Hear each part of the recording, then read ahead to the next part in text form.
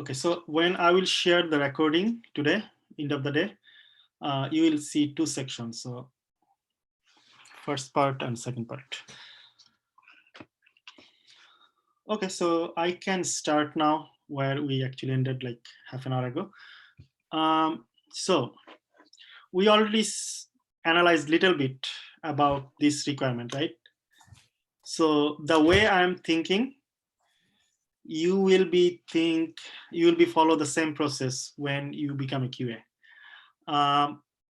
So this is called requirement analysis. Remember, we had one section, the first section after you start a project, planning and requirement analysis. So this is requirement analysis where you will be making sure that, okay, you have all the clarification about the requirement you are working on.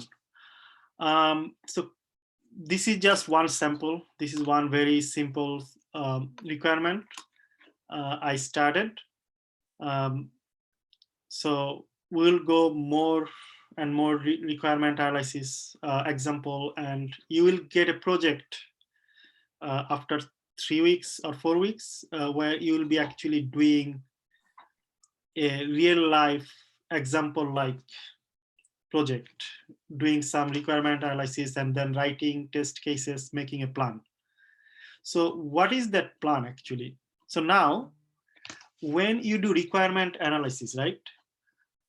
So you will be creating a lot of scenarios where the different ways you will be testing. What are those actually? So now from this simple requirement and from this picture, can somebody tell one of the example that you will be testing?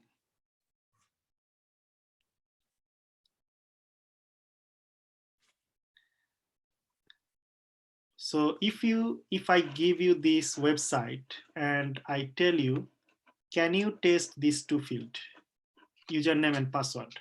What will be one of the scenario that you will be testing? Can somebody give example? First, we will create a sign up. Okay, so for example, you already have the sign up. You have a username and you already have a password. So now how you will test?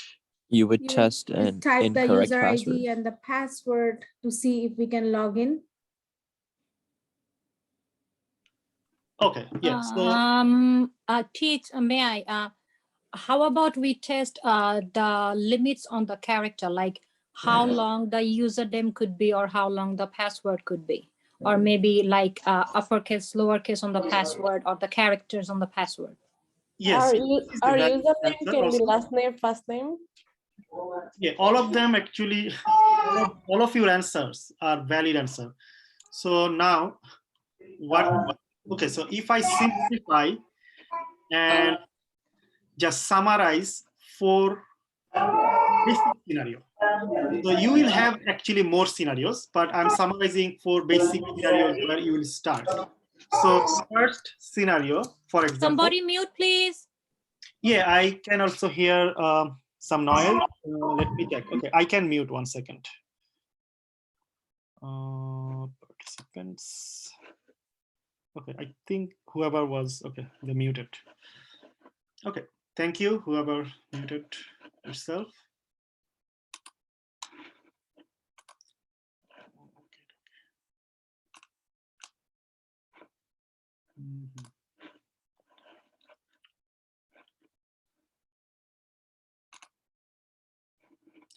Okay, so 1 second, just.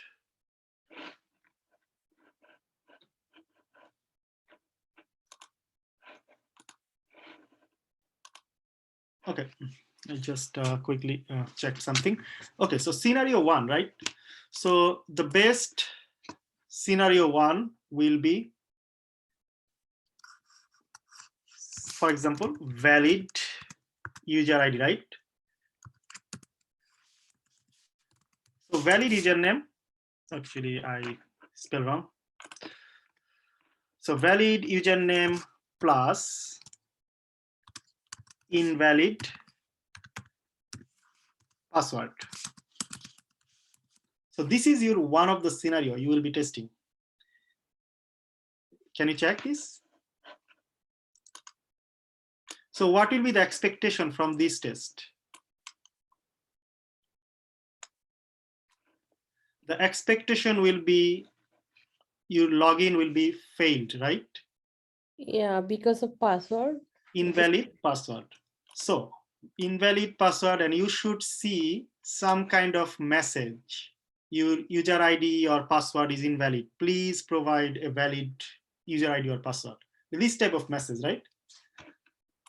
So this type of testing, right, will be called negative testing or negative scenario. For example, this is called negative.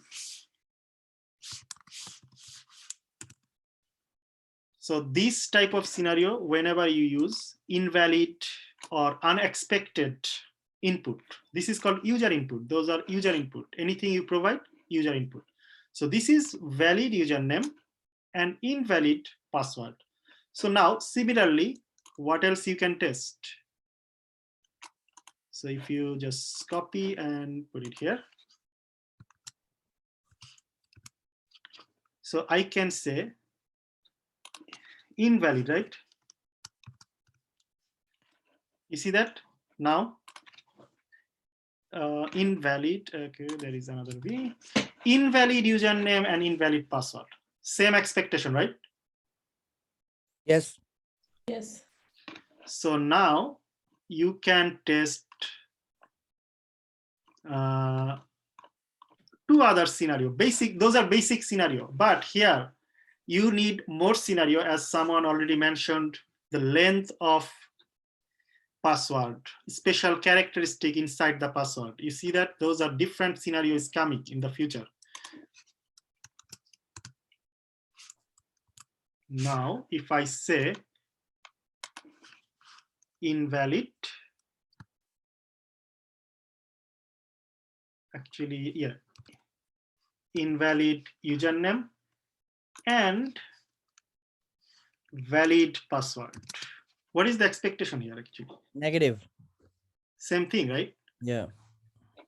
You are getting error saying that, okay, your password is wrong. Now,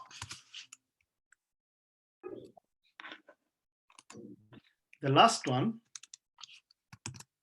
valid username and valid password. So this is not a negative, this is actually positive expectation. Both are positive. Is that this one you're supposed to successfully log in, right? So you will see in the future, especially in financial domain, especially in financial industry, negative scenarios are very, very critical and important to test. Because, for example, if somebody log into your bank account with some invalid password and transfer money, you can lose money, and at the same time, bank can lose millions of dollars, right? Millions of dollars. Or maybe your ATM card, right? Somebody just put ATM card and give invalid password, still they can withdraw like $2,000. You see that all of these negative scenarios are very, very critical for business, very, very critical for business. So if you don't check in QA one of them, for example, you missed one of them and the product went to the market and then company lost $2 billion in just 2 hours. Who will take responsibility actually? So this thing can happen actually. This thing can happen. So that's why this proper testing will be very, very important, because proper testing means checking the scenarios. Those scenarios means the maximum ways to test, maximum ways to test. Now, I can go to different scenario, like different example, not this. This is not even for me. Teach, I have another question here. Once we test the negative, the test scenario 1, 2, 3, and the negative expectation comes, can we put like another requirement here to go to the email confirmation, as you're saying about the business domain? It's gonna cost a lot of money for the customers, right? Like Yes. having an invalid password. So can it be added as an extra set of requirement? Because if there is an invalid username or invalid password, in that case, a confirmation can go to the user. Those are actually not a new requirement. Yes, I understood your question. Mm-hmm. They will be go inside this requirement and will be added as a more details here. You see that details is missing here. Ah, okay, So gotcha. details will be saying what is the expectation. So this is also called acceptance criteria. So you will see in the future in your user story, for example, you are working in some team. This is story 1. Story 1 has like 5 lines of requirement, and then after the 5 lines of requirement, there is another 4 or 5 lines of acceptance criteria. What is that acceptance criteria? This type of information that you just mentioned. So this will be accepted behavior, or this is the this will be acceptance criteria when you test, and this is the acceptance consideration when you test actually. So this is a very good question, and this will be actually provided. And if this is not provided, you are a QA and this is your responsibility to ask actually. If, for example, there is all the details is there, but acceptance criteria is not clarified, it has to be clarified. It's not clarified. So your role after, okay, 1 day or 2 days, after you review properly, so you have this question. So you should ask. You should not just keep it in your mind and assume that somebody will ask or somebody will answer. You have to ask. End of the day, maybe if something happened in the production, there will be auditing, right? They will ask who tested this, for example, right? They will check who was the QA. That will be with the blame will come to entire project team, but QA is the gatekeeper. Remember, QA actually approved the product. QA actually tested the product if it is working or not. So QA has a big responsibility actually. So making sure you understood the requirement properly, that what you are actually testing, and also you are covering those scenarios as much as possible. So now if I say different actually example. So now you are, for example, you are a traveler. You are traveling from Europe. You just arrived in LaGuardia Airport, for example. So now if I say you will go to Times Square, how many options you have to go to Times Square? Can somebody answer how many options you have from LaGuardia Airport to Times Square? If you are not a New Yorker, maybe you can. Bus, train, Helicab. Uber, Lyft, cab. cab. There's Yeah. See that like you already have like 10 different ways. So the traveler can take a private bus and can go. The traveler can rent a car and can go. The traveler can rent a bicycle, can ride. The traveler can take public bus. Also, the traveler can take bus and then take subway and then go. The traveler can take a helicopter. Somebody said there is a lot of helicopter service also. But can traveler take airplane and can go to No. Times Square? No. No. So this is something like invalid scenario, right? Helicopter is possible. Not for too many people, but it is possible. But airplane, or if somebody just say they can fly, this is a valid scenario. No. Some scenario will be not valid. Some scenario, sometimes you will see that will not be valid. So you have to figure out what are the valid scenarios to test. What is the valid scenarios? What is the valid testing approach you can take. So anytime you test some kind of website, you have to think about it from end user's point of view. As a user, if you use Facebook, what are the different ways you use Facebook? If you are using what is that, Messenger, what are the different ways you use Messenger? If you use Amazon Prime, Amazon website as a Prime member, what are the different ways you use? So those are scenarios that you are taking. For example, scenario 1, traveler will take MTA bus. Scenario 2, traveler will take subways. In scenario 4, traveler will rent a car and take it. So like this way, you have to write scenario. This is your documentation actually. This is part of your test planning. Remember, 2 weeks, development team is building the stuff, right? They are coding, they are doing a lot of stuff, but you are not actually sitting. You are also doing something, and this something is actually this stuff. You will be analyzing the requirement, and at the same time, if you have any question, ask appropriate person. You have developer, you have business analyst, you have product owner, you have your maybe QA lead, maybe you have SME, project manager. You know your team. If you are working like with 10 people, you know all of them actually. So, and you also know who's supposed to give what answer. So you will be asking valid question. You are not asking invalid question. So you are always asking valid question. Even sometimes some questions are not, seems like not valid, but they're actually valid. Sometimes they helps product owner think differently.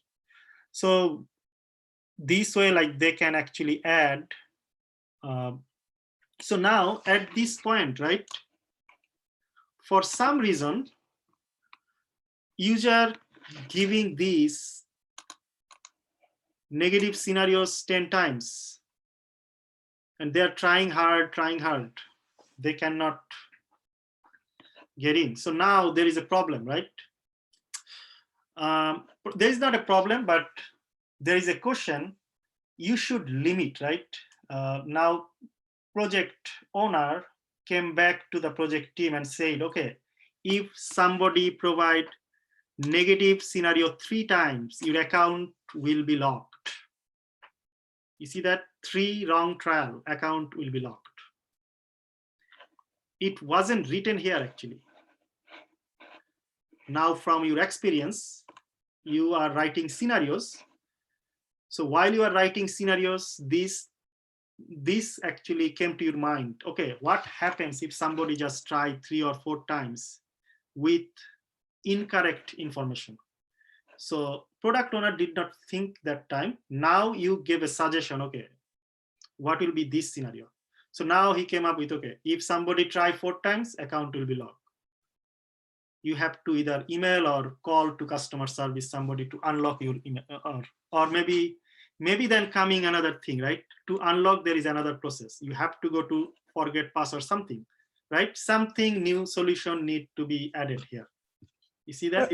Or reset password. Reset password, yes. So forget password or reset password, right? Will be there. So now the lock situation is totally different, right? Some bank website, they requires to call the customer service also for, like for security purpose. Sometimes they will call you back to give you some kind of, what is that? Security ID. If you, Yeah, if basically they send a one-time PIN to make sure. One-time PIN. You see that Yeah. one-time PIN, like this is another example that can be added in the future sprint or future requirement here. You see that you are actually helping at the same time to product owner to build the product more secured and more user-friendly. You see that like all of these, you are part of this, the part of the team. So requirement analysis is very, very important. So during requirement analysis, you can actually add new requirement. You can help to add more, build or create more requirements for the product. So this is very, very important. Teacher, But- I have a question here, or I Yes. have a, so if someone try to log in 3 times or 4 times, it's automatically, there is option to automatically log out or automatically lock his account. But by this time, if the user is the right person, he gonna get a message or notification that your account is locked. So Yes. that the next step, he will be called with customer care, or he will be forget password or reset password. Yes. I mean, this is the first step, I think. Yes, so basically now there is a question, should this message display on the screen, or he should get a text message, or he should get an email? Yeah, What- he can get a text message. This is very faster, I think. Yeah, but this information you have to test, and this information should be written here.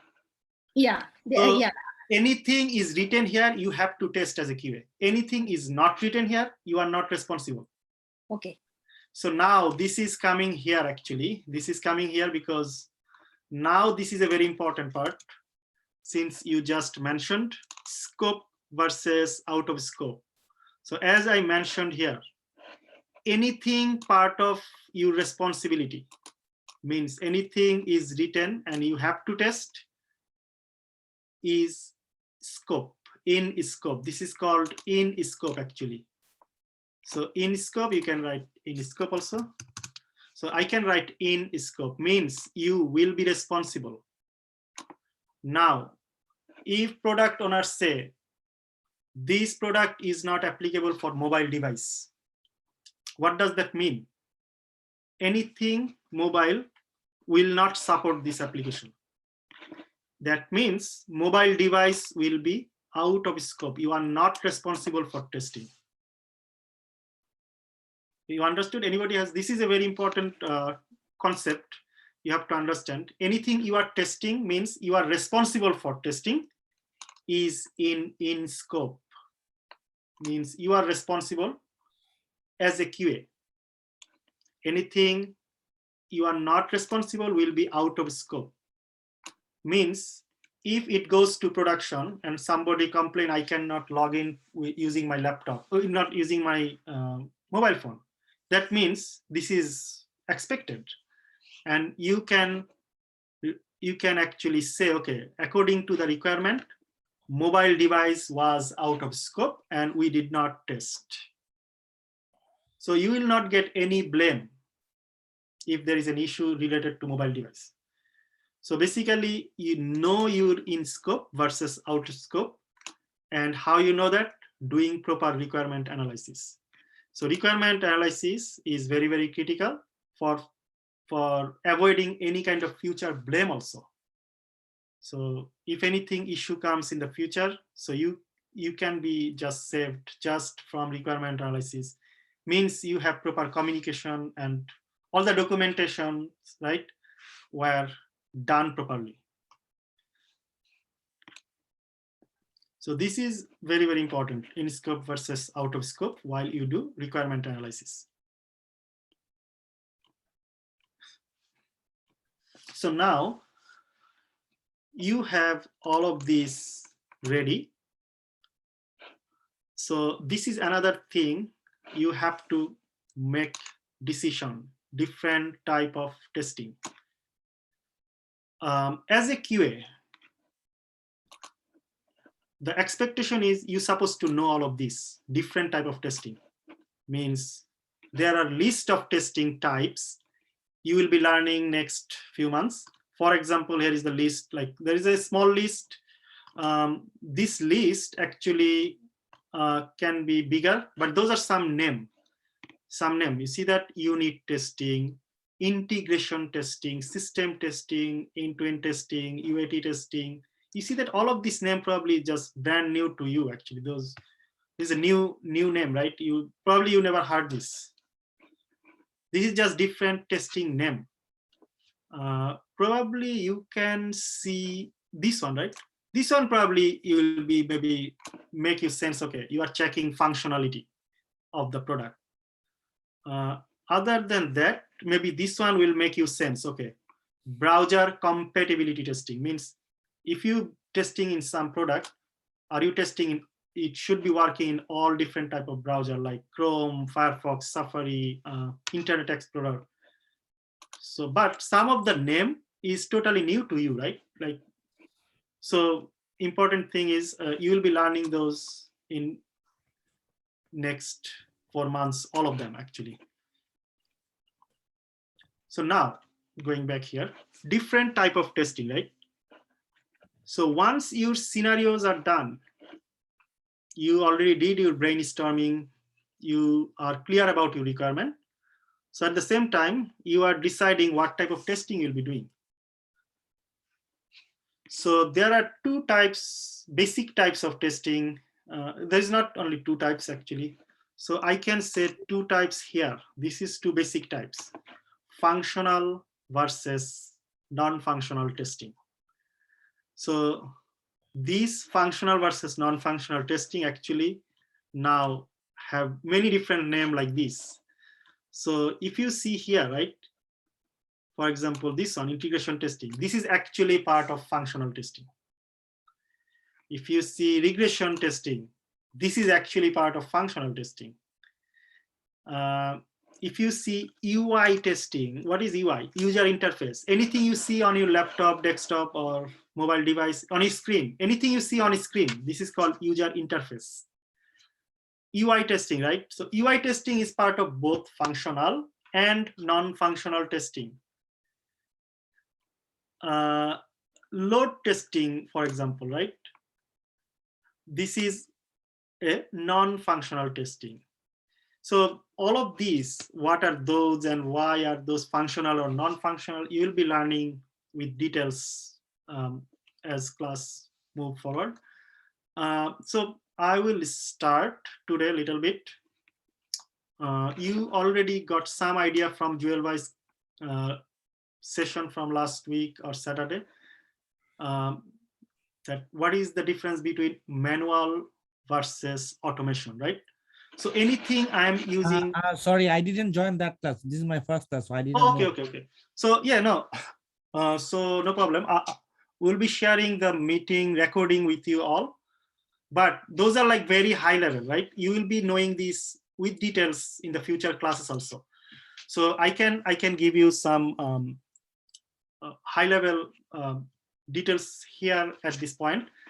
So what is manual versus automation testing? So manual testing means you probably don't need too much tools. You are not using a tools actually.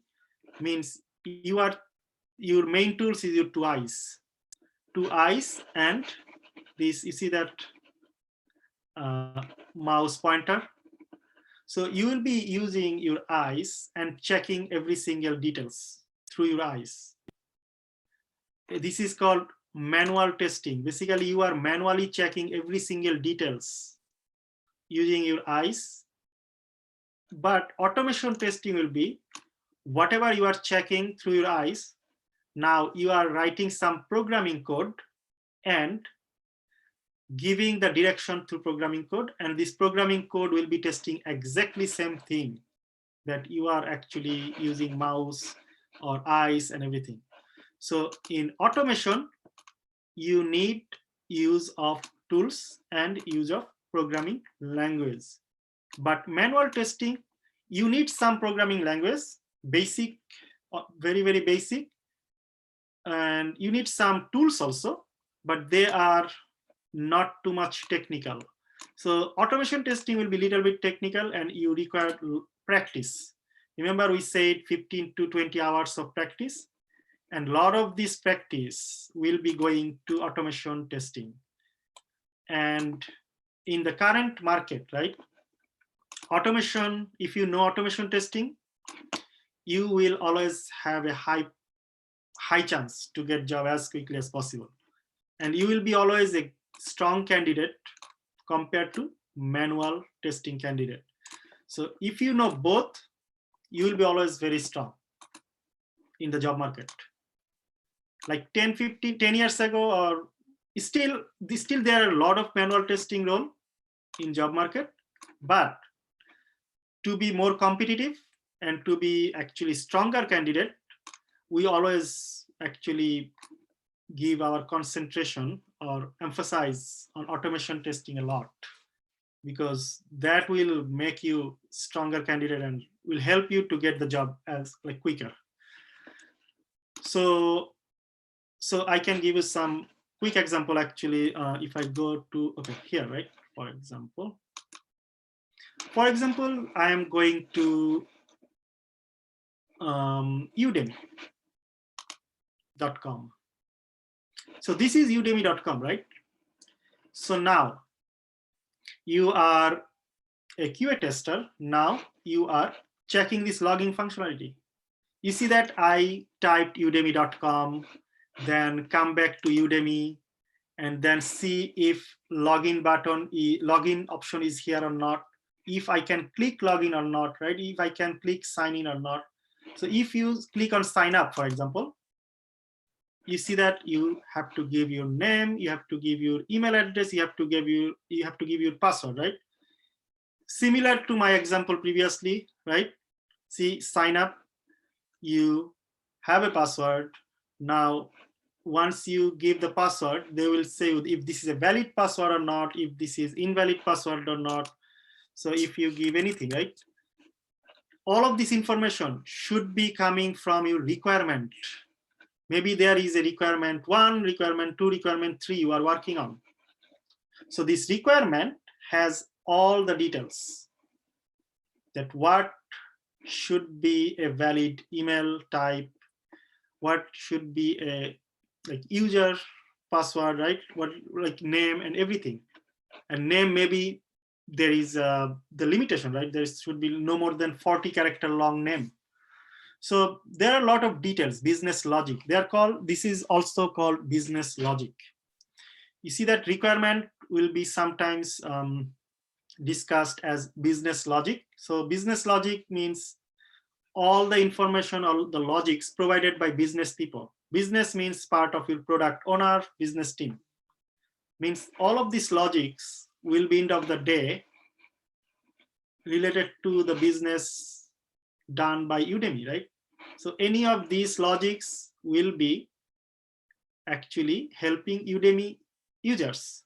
So those are business logics. So you are testing business logics as part of your QA testing. So for example, I am clicking here, right? You see that, please fill out this field. So this is a mandatory field, right? So this should be written in the requirement. Okay, there will be 3 input box and full name, email ID, password, all will be mandatory field. You have to provide the information here. Otherwise, you cannot proceed. Those will be written in the requirement. And this is like manual testing, right? Whatever I'm doing right now, this is manual testing. You see that I'm just checking manually. This is manual testing.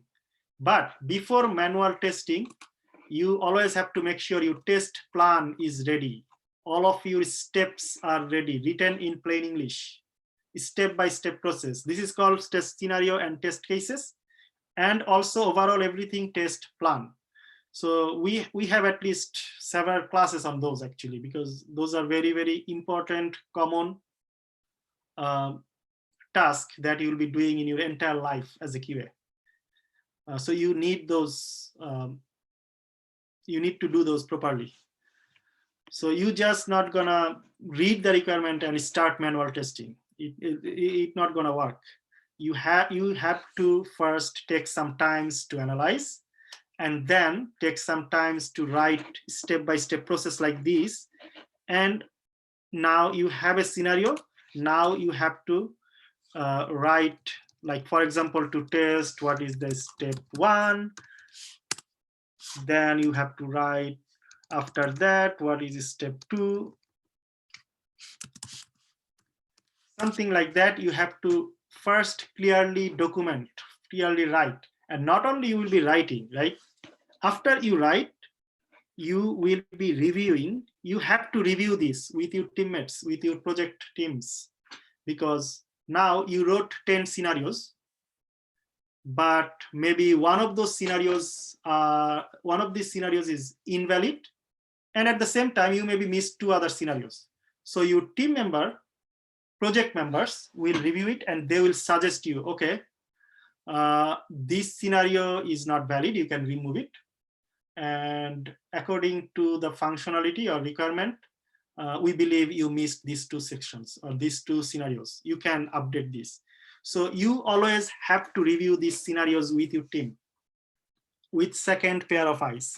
So you are writing and you are just doing everything alone without communicating with anybody. This is not going to work. This is not a team structure that you will be part of. So anything you are doing, your team will know what you are doing. Plus you have daily stand-up, you have other meetings also as part of communication. So everybody will be on the same page that where exactly you are.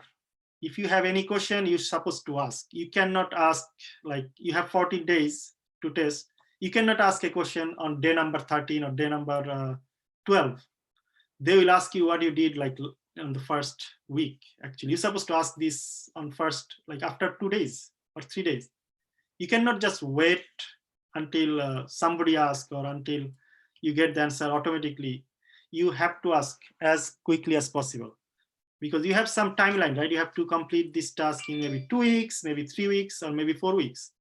So you cannot wait till last moment because you will ask question and maybe development team will have to work based on your question.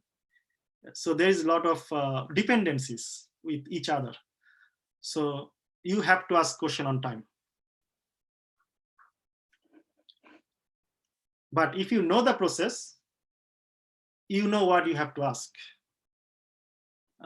Means if you understand the process, you understand the requirement properly. Okay. So yes, so this, whatever I did here, clicking this, clicking this, clicking this. Okay, now if I just type here, if I go back to Udemy, and now I'm just checking this search option. I am typing Java. Now, if I type Java, you see that a lot of Java options are coming here. This is also part of your requirement. Requirement will say if you type something, some word, like 20 top these word related courses will be available to view. See that those are requirements. Now, if I type Java and I don't see anything, that means there is a problem. There is an issue, right? So you have to report this, that, okay, this is not working. Now, if I just click on this, you're supposed to see the course details here. You see that course details? All of these course details related to Java should be here. Now you search for Java. Now it is coming here Python. That means there is some problem, right? You are searching Java, but courses are showing all about the Pythons or maybe C#. That means in somehow this option is not working. All of these, this is like, you will be testing exactly same, whatever I'm doing right now. If you are a QA, you will be doing exactly same thing, maybe different company. This is Udemy, right? You will be maybe working for Wells Fargo. You will be working for maybe eBay.com or Macy's.com or Walmart.com or United Health or Geico or Allstate. It doesn't matter, but the process is exactly same. You are just checking their product. You are checking their business logics. So now, this is manual testing. I'm clicking, I'm using my mouse, I'm using my eyes, and I'm just using my documents strictly from my documents, right? Plain English. So this is example of manual testing. It's still hundreds, thousands of manual testing jobs available in the market. If you just search, go to Dice or Indeed or LinkedIn, you will see. But as I said, automation is more popular nowadays. If you are not talking, can you mute yourself?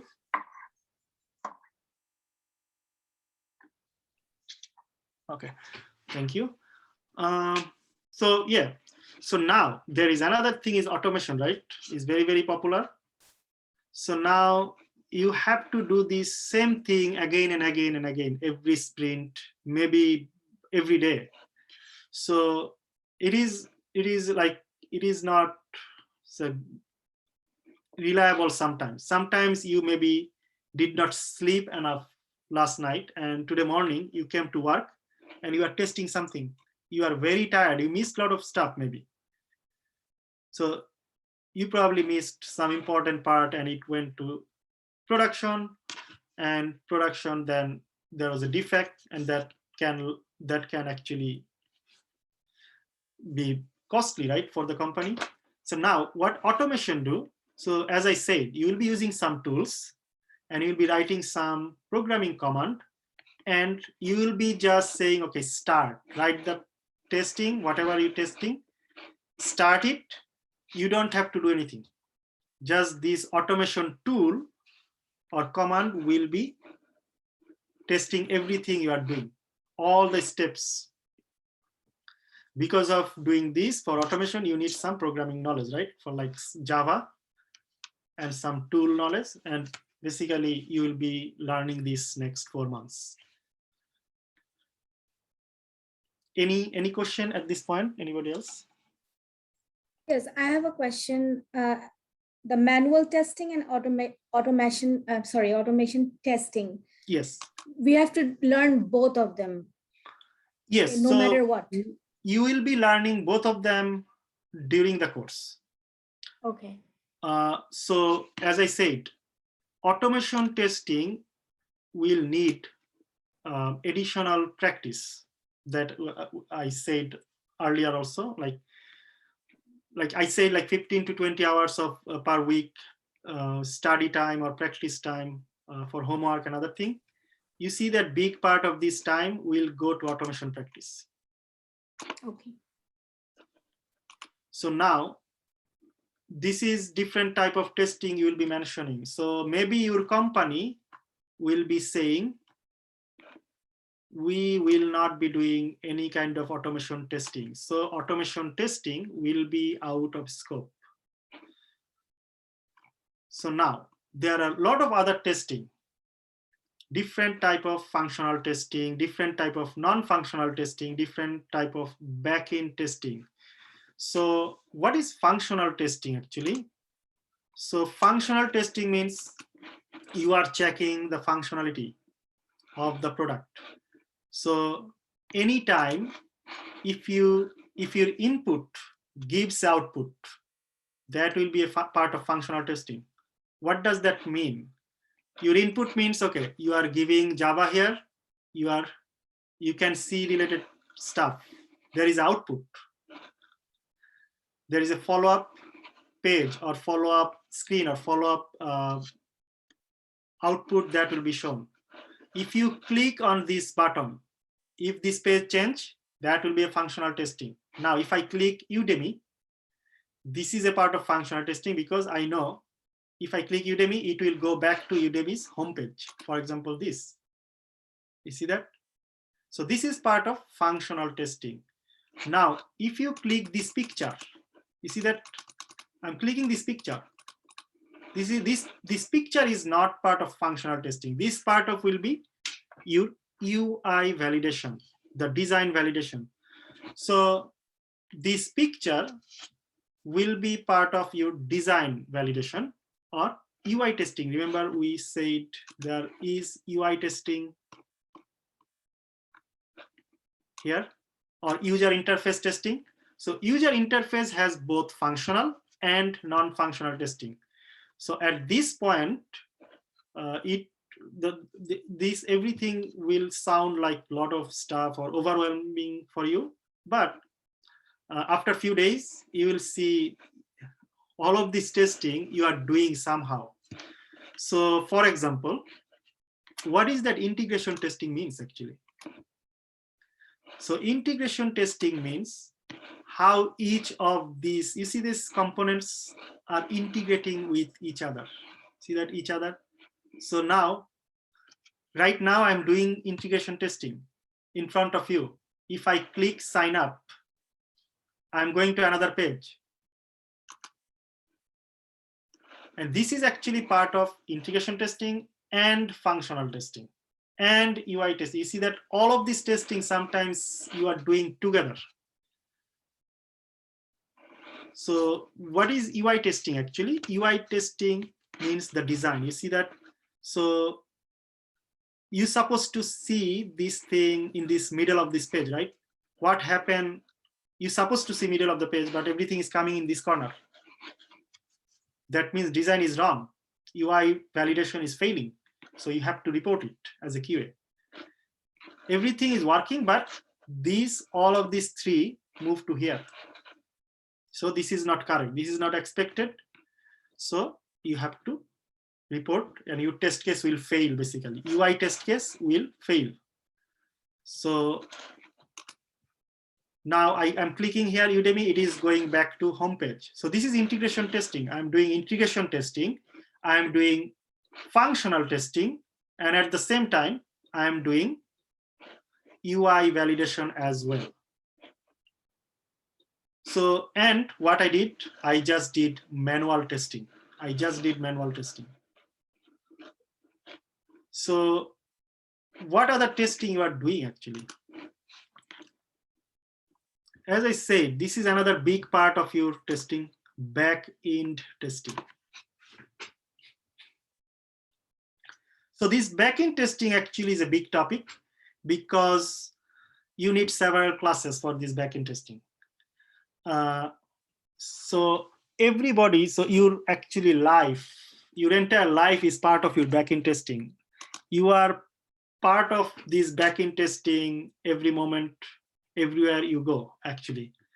So remember, you have a social security, you have a driver license, ID, passport, everything, all the information is somewhere in backend saved, right?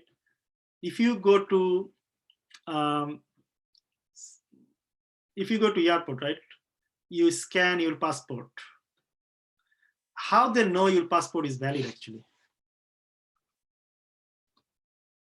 So there are some place, right?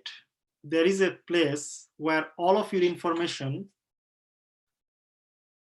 are saved. Not only you, like anybody has, for example, social security or driver license, right?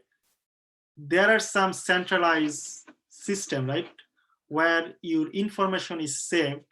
Anytime you want to see those information, you can see somehow. So this is actually part of your backend testing because you don't see those places where it is saved, right? Some cloud, maybe some storage, right?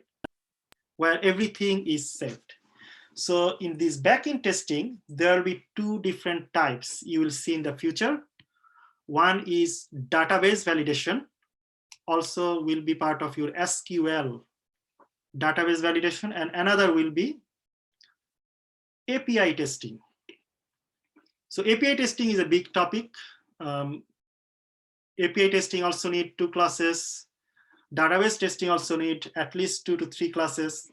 So this is like 4 to 5 session backend testing with practice and exercise. So you will see a lot about backend testing. So now, if I say some other example, how you are part of this backend testing all the time. Everybody use Facebook, right? You are saving your pictures, you are saving a lot of other information in Facebook. So it doesn't matter you are logging from Bangladesh or you are logging from Canada, you are logging from India or USA, right? Your information will be always same, right? So Facebook has a backend storage location where they save all the information. So as a QA, right? As a QA, if you work in Facebook, for example, as a QA, you are actually checking those functionalities before going to public. Or if you work in, like, for example, Chase Bank, people will always deposit money. People will always withdraw money, right? So all of this information, all of this calculation, they are saved in some place. people cannot see those, right? Whoever use website, they just see, okay, their balance is 500, 5,000, 50,000, but they don't see how it is working. They don't see the table actually. They see, okay, their statement, but the calculation logic the Chase Bank is using, people cannot see. So that's why, since people cannot see those, people actually cannot see where Facebook is saving all of this information. They just see the picture. They search something, they just see the picture. Also, you just search Java, right? You clicked on Java. Now Udemy is showing all the Java course here. This is they are not. So where this Java course and everything came from actually? So Udemy has some storage, right?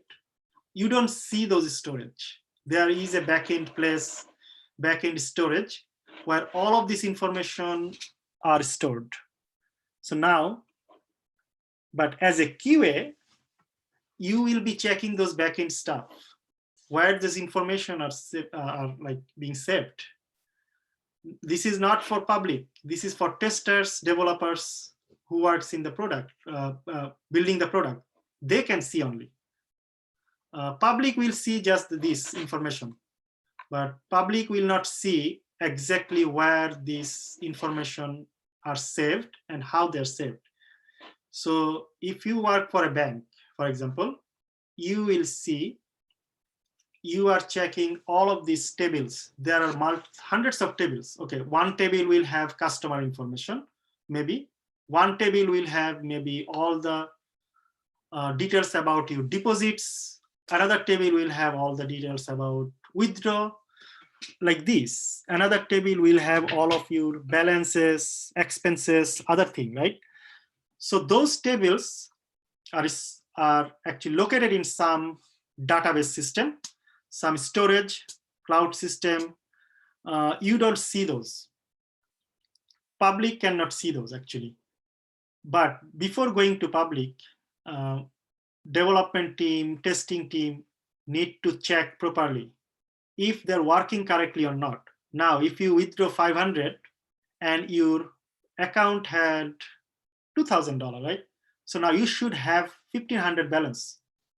You have 2,000, now you withdraw 500, you should have 2,000 minus 500, $1,500 balance.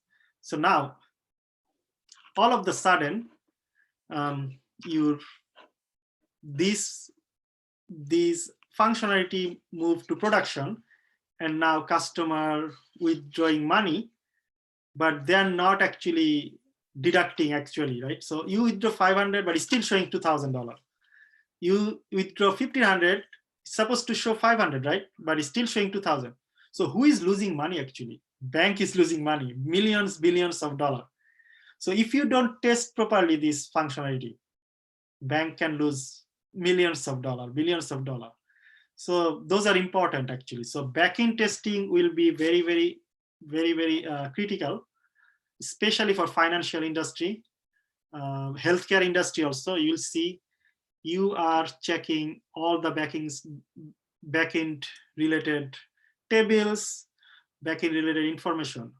So if you are opening a new bank account, you went to bank teller or banker, they provided all the information, your name, social security, address, phone number, everything, right? So when they type all of this, it should be saved in somewhere, right? Somewhere in backend, so that when you call them or you come back for any information, they will ask you, okay, can you give me your account ID? So they can search properly. You see that all of this concept you will be learning as part of backend testing. So this is very, very actually important. Okay, let me check. So anybody else or anybody from the audience have any question on this concept at this point? Teach, can you just go back to the functional and non-functional? I got the functional part. Can you do the non-functional again, please? Okay, so non-functional, Thank right? you. Yes, okay. Thank you for asking. So non-functional testing will be, for example, your requirement analysis, right? Requirement analysis is actually part of your non-functional testing. So non-functional testing is you are not, sometimes you are not exactly checking the code. So you are maybe checking documents. Maybe you are checking spelling. You see that this is a result, right? Maybe this result's spelling is wrong.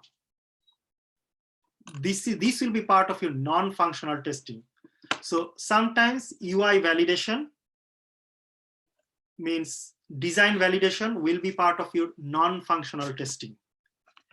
If something is functional, means, okay, if you click here, if there is a follow-up screen or follow-up any output, that will be a functional testing. If I click on result, nothing will be displaying, right? Now, if I click on Java course, you see that highlighted Java course, maybe some other page will be coming. You see that there's a new page coming. So page is changing. So there is a functionality, right?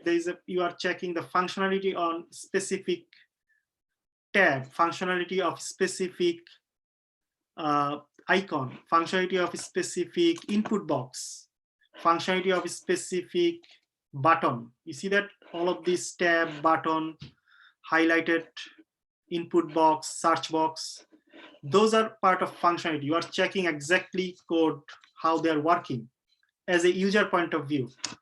Now, if you check just the design, like this picture is just, you are checking if this picture is the correct picture or not. If the color is correct or not. You see that color? Checking color combination, picture. If there is a picture with no head somehow is broken or you cannot see. So this is a defect, this is an issue, but this is a non-functional testing related, right? The design. Also, sometimes you will see this one, load testing. We had another testing, load testing, performance testing. Okay. You see that performance testing, load testing, stress testing.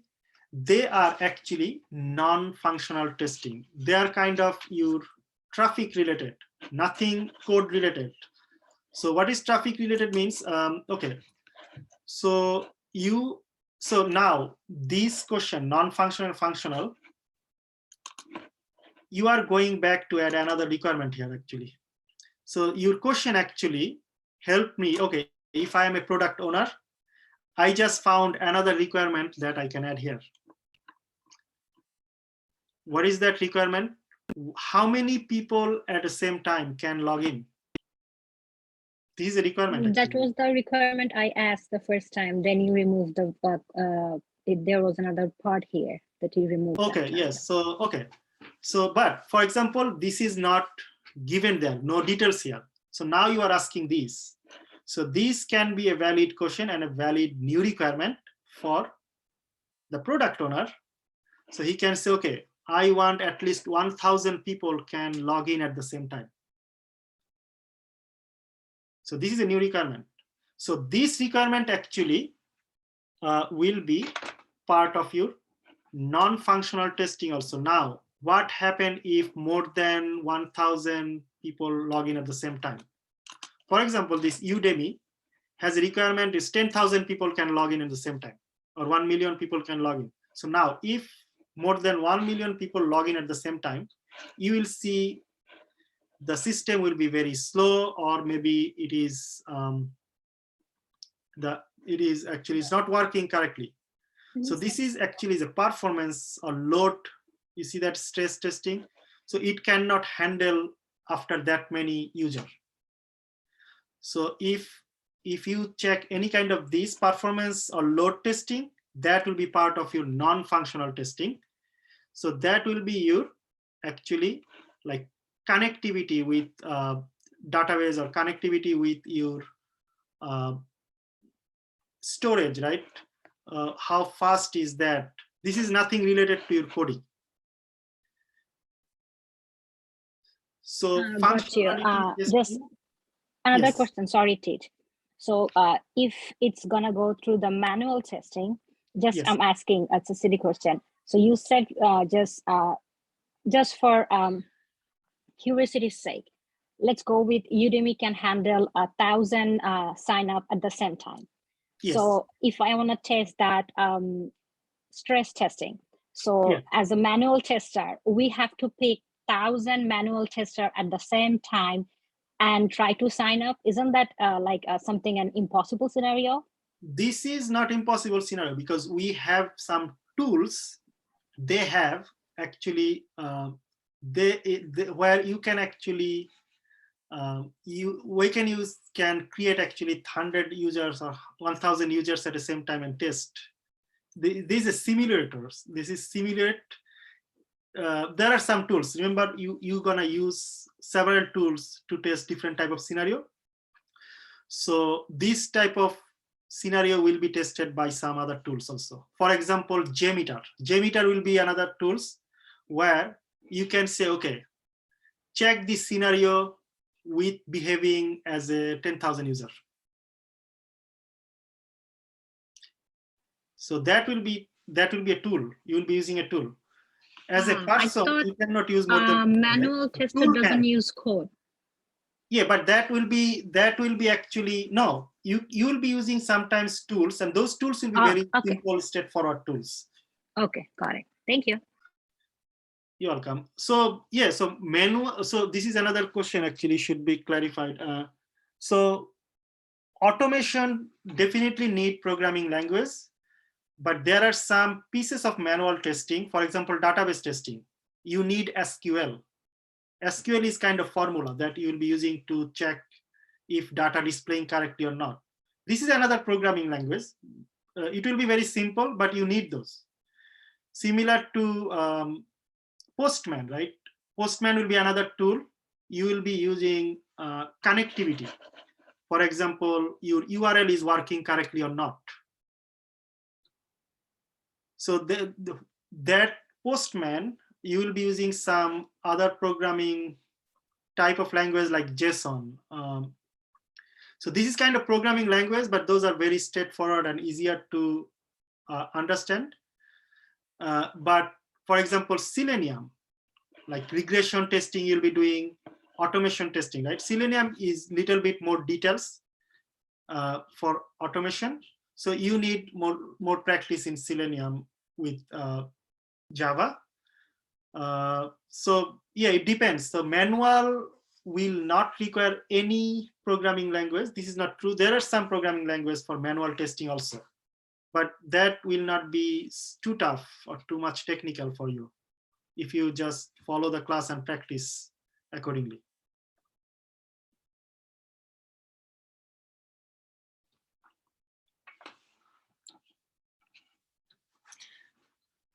Any other question from anybody else?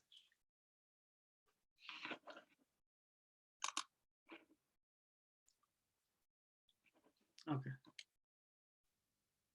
So, okay.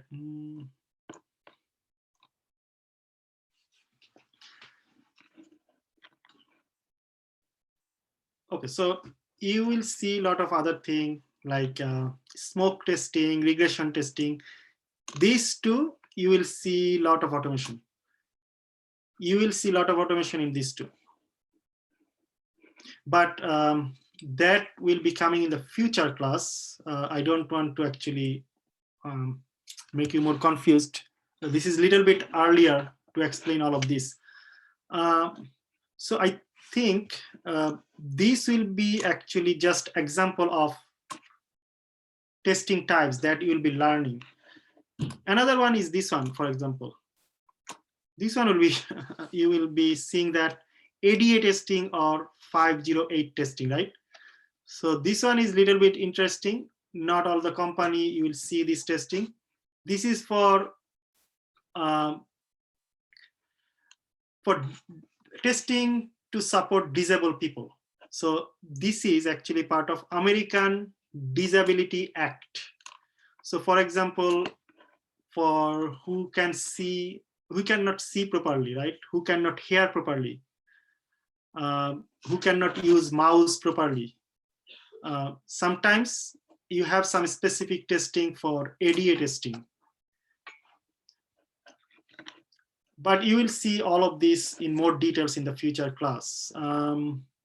So at this point, in the next class, actually, I will start from the backend testing, and same time before my next class, our another instructor, Socrates, right? He will start actually more details about QA process this Wednesday at 8 o'clock. So for today, Morning or after, like in the evening? that is the evening actually. That's the evening Wednesday. So we mentioned that we have 2 days, right? Saturday we don't have any class going forward. Sunday we have 2 separate session, right? Means one break in the middle, 11 to 12:30, and then 1 to 2:30. So today's class will be a little short and we'll be closing a little early because I don't want to give additional detail at this time because we are meeting at next, like in like 2-3 days, Wednesday. Sorry, So- can you please tell me the timing again for the classes? Okay, so for next class, right? Our weekly session, Wednesday is the next class. Wednesday, 8 to 9:30 at night.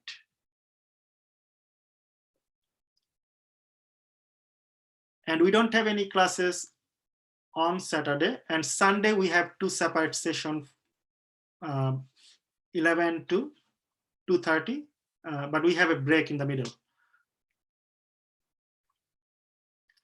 Okay, got it.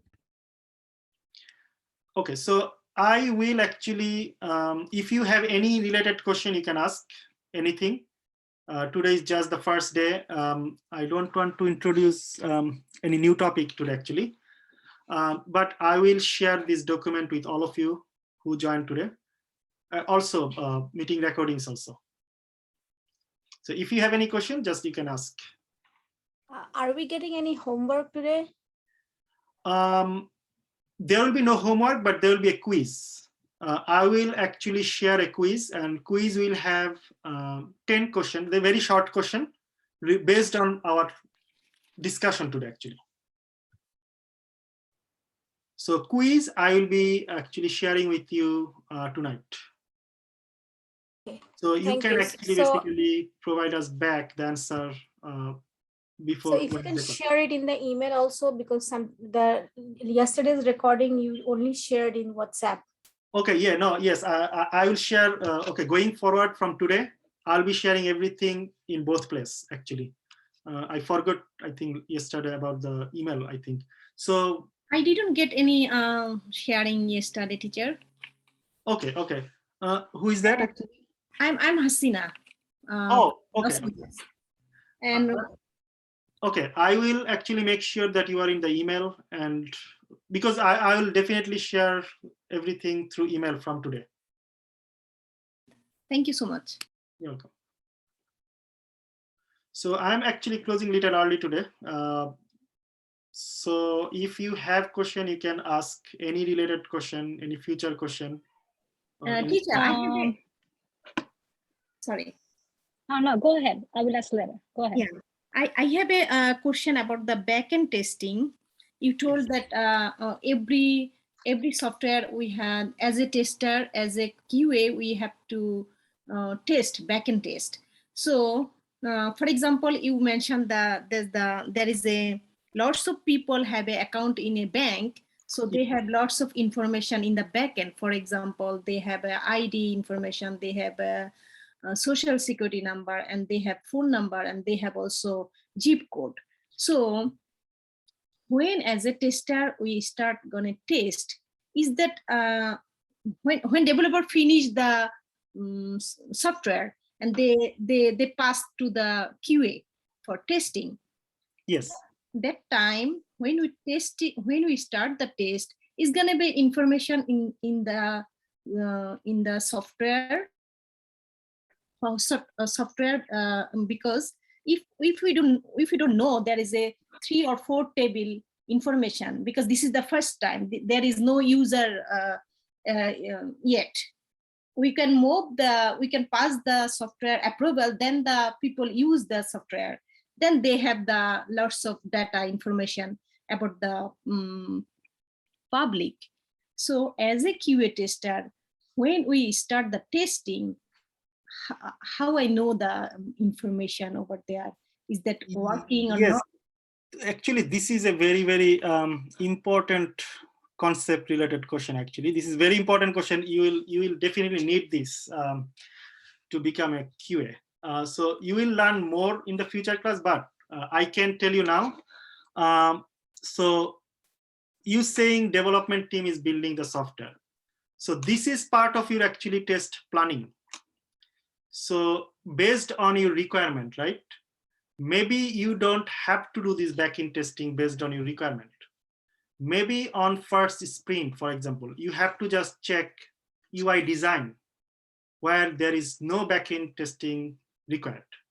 So maybe your first requirement, you are testing, just checking the UI design here, just checking the UI design.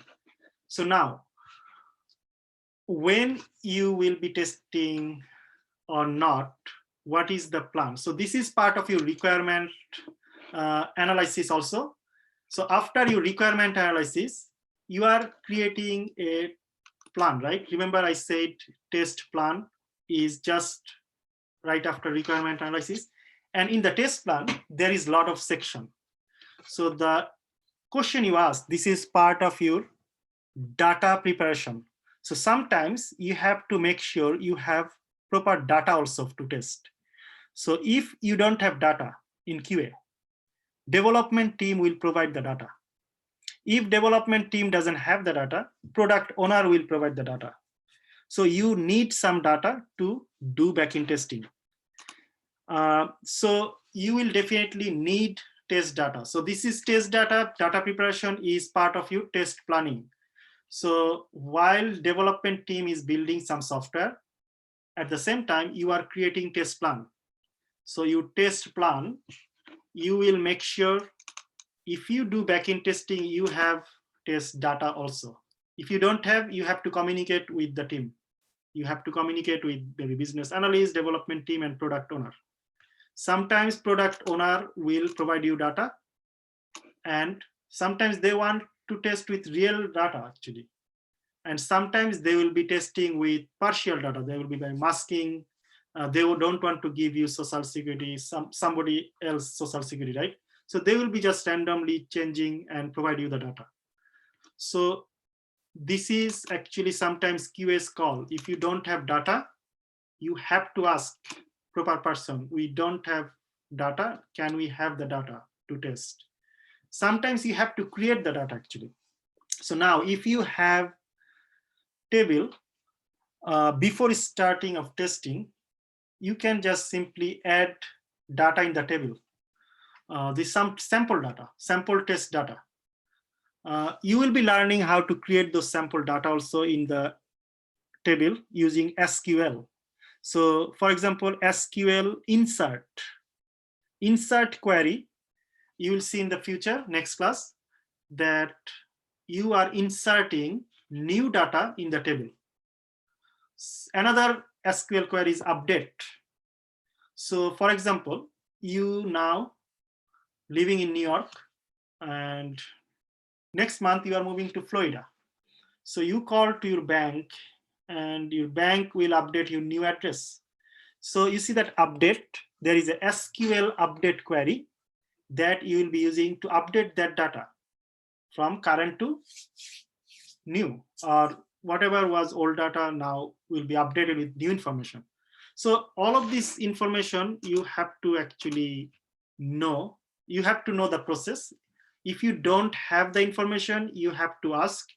So know the process. Do you need this data for testing or not? If you need, how you need it? Like you can create by your own as a QA, or you need those information from development team or product owner. Most of the time you will already have the data. Development team will be providing the data. Sometimes you will already have the sample data. product owner also will be providing you the data. So data is very, very important. And sometimes if they don't provide the data on time, your testing can be delayed. This is another challenge sometimes. Sometimes during interview, right? This is one of the interview question also. Can you, just interviewer can say, okay, can you give me some example that you faced as a challenging situation? Like this can be a challenging situation. You need data, but product owner is not providing you data. They say they will provide data tomorrow, but already 3 days gone. They did not provide you data. So you already lost 3 days of testing. But you have to complete the testing in next 5 days. So 3 days gone, you have only 2 days. So you definitely communicate on time. Sometimes data preparation is a big challenge also. You have to communicate. And you have to get the correct data. And according to the requirement, you will know what type of data will be the valid data.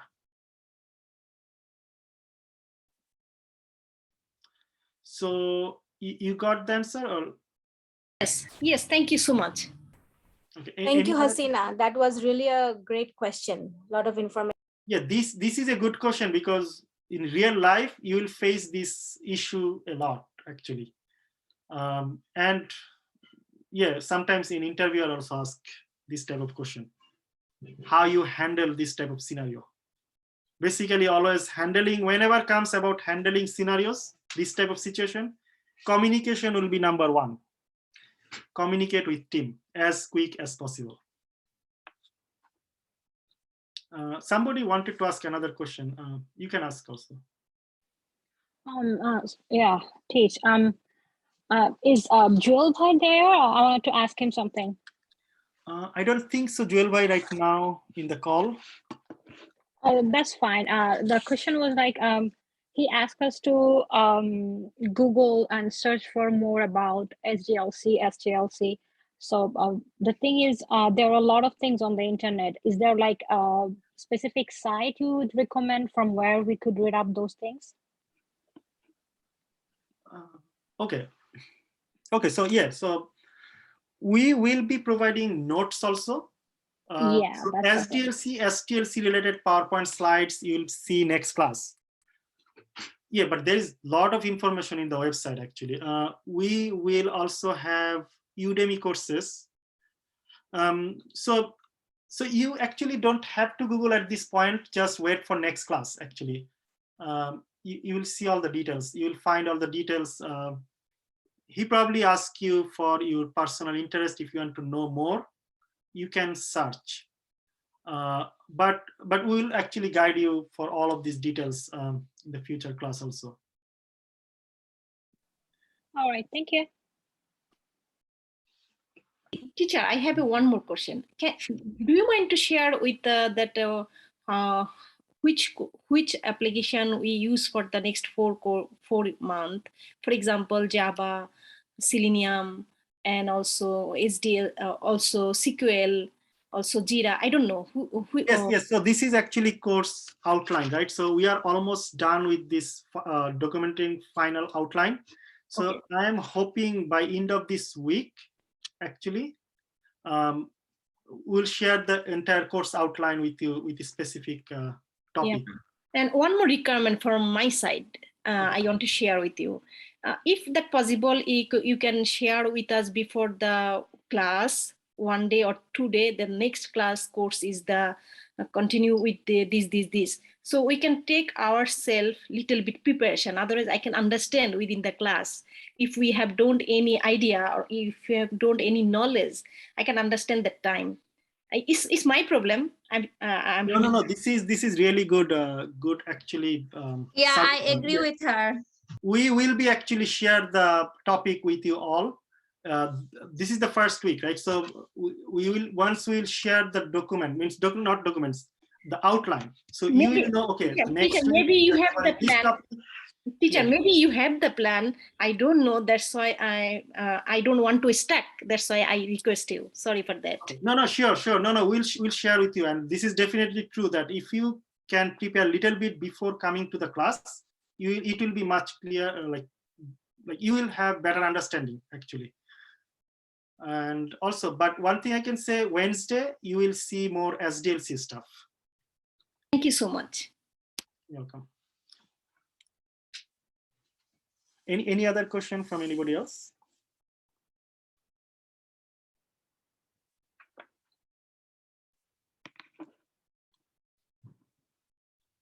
Okay, so if you don't have a question, so we are actually closing early today, so that you have like, yeah, you can leave, you can enjoy rest of the day. So I will stop recording now. Santu bhai, just I want to let everybody know